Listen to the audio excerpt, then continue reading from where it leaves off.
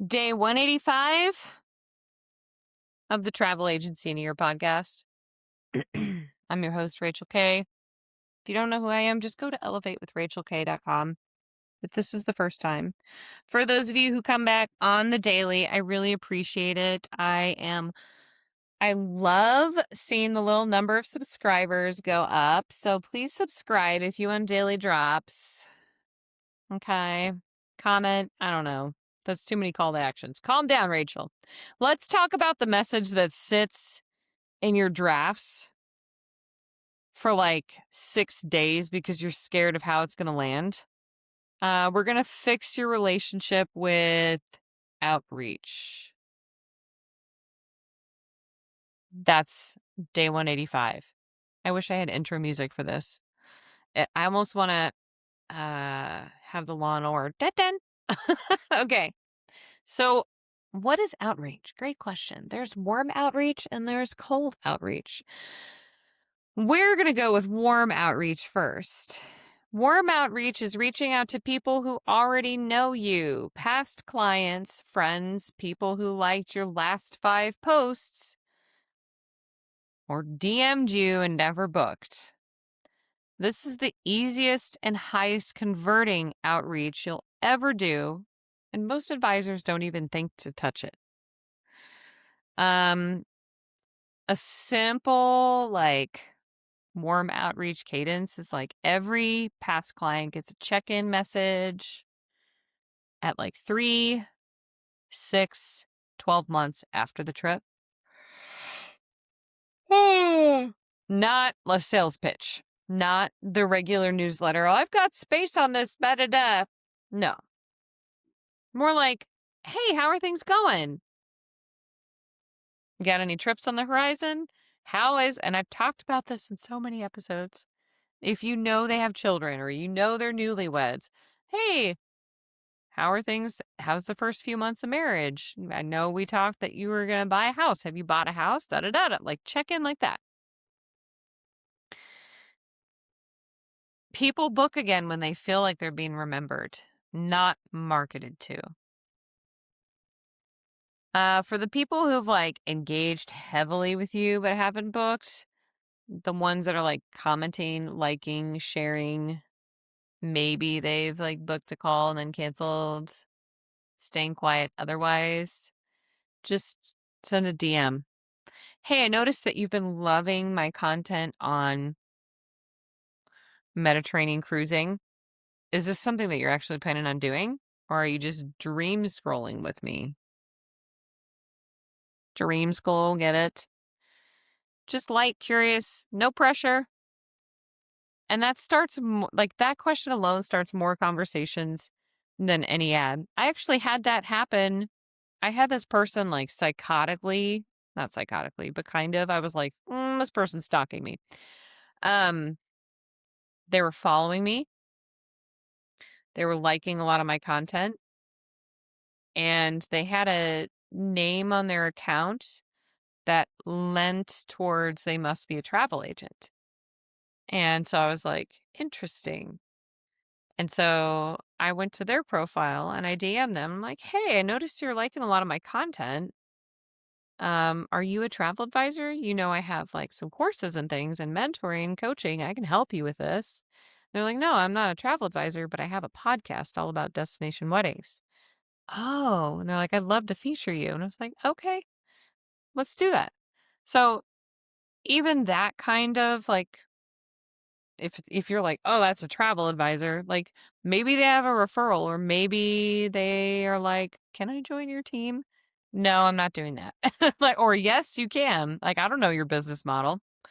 Or maybe they're like, I just really love your content on this. And I actually have a cousin or a friend that wants your niche of travel and it's not my specialty.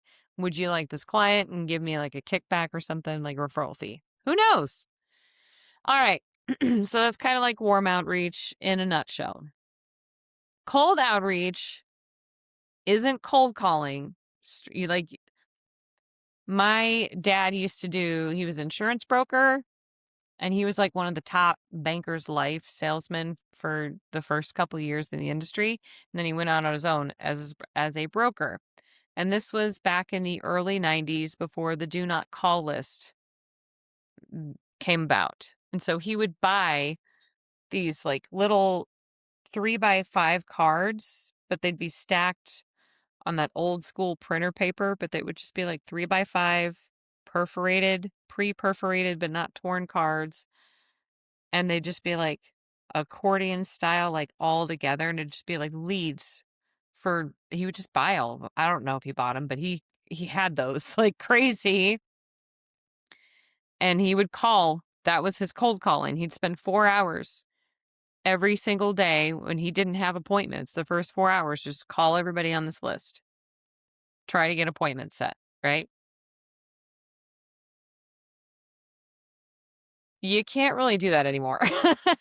And so, how are travel advisors? What could be considered cold outreach for travel advisors? It's a little bit more targeted. This is going to be like the local business owners that you don't really know for corporate travel partnerships. It's going to be like wedding vendors and photographers for honeymoon referrals. And it's going to be like certain size companies that employ enough people for incentive trips or retreats.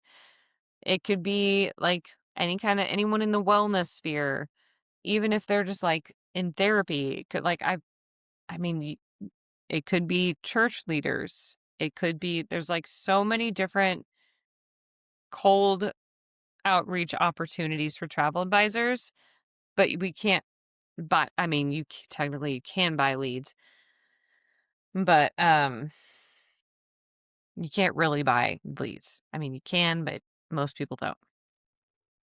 So the move that works is you always got to lead with cold, lead with value.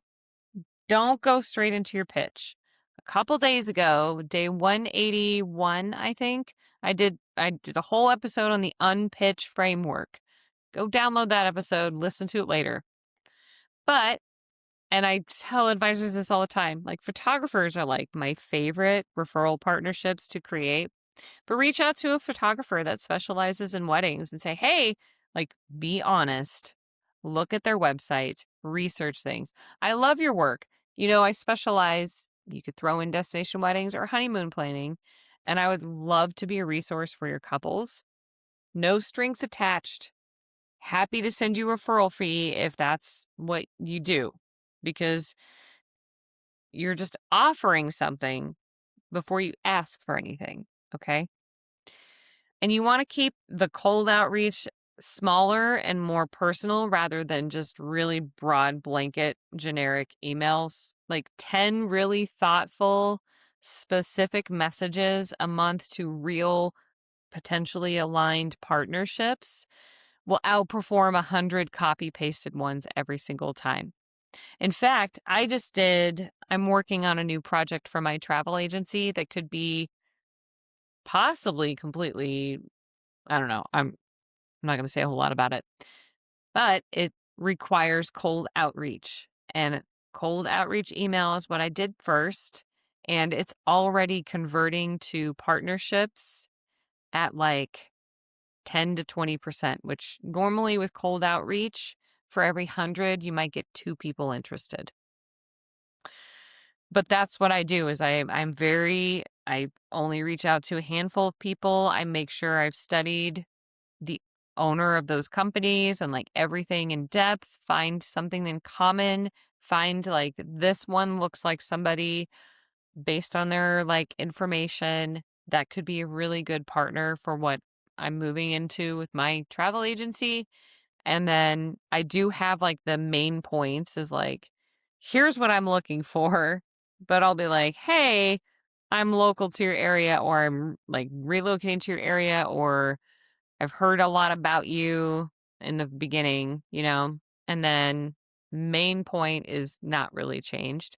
And then the bottom point is like, I really like give them a compliment and share the commonality, right? All right. And the secret to even like converting even higher, the follow up. for cold outreach. Most of the time, well, warm or cold outreach, most of the time, inquiries or reaching out, outreach does not convert on the first time. They convert on message like 3, maybe 4, spaced out over a couple of weeks, each one adding a little bit of value instead of just following up to see. So back to the wedding photographer example, you could potentially follow up and be like, hey, if it's this, if make sure it's true, don't be fibbing. Hey, I was following up, I mentioned to a friend of mine who recently got engaged that I was looking into a partnership with you, and I sent them your website. Here's their name. They want to work with you. And that way you're already like, I'm already sending you referrals. Do you want to partner with me? you know? So build yourself a 3-touch sequence, the initial message, the follow-up with something possibly useful, maybe a referral. If it's not a referral, then it can just be like an idea or a suggestion, and then a low pressure check-in. Most people who go like totally quiet to cold outreach or warm outreach aren't saying no, they're just busy. So if you're persistent and you do it very kindly, that's what separates advisors with a full pipeline from advisors wondering why nobody's responding to them. What I like to do specifically with cold outreach, I will send that email and then I wait about a week. And if I have their phone number, I will call them.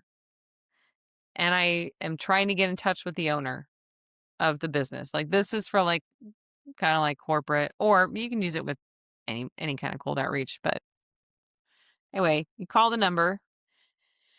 Whether you leave a voicemail or they answer the phone, say, hey, this is Rachel. I'm just don't say I'm just following up. Sorry. This is Rachel. I'm wanted to see your thoughts on that email I sent you. And even if they never even saw the email, they're going to be like, what? Email? Rachel? Especially if you have their first name. If you're like, hey, Alex, I sent you that email last week. What are your thoughts on that? Do you want to meet up for lunch next Thursday and discuss it? Yeah, we could do that. Okay, great. And then they're going to look for the email. And then they're going to be like, well, I can at least write off my lunch with them. Okay.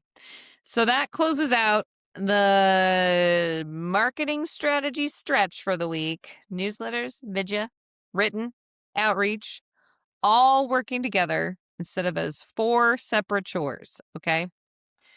Tomorrow I am shifting gears. We're going to go after what happens after someone responds to all that outreach you just did or replies to your newsletter. Sorting out your pipeline and your booking strategy so all this marketing effort doesn't leak out of the bottom, guys. This is Travel Agency in a year, day 185. Have a great day. I will see you tomorrow.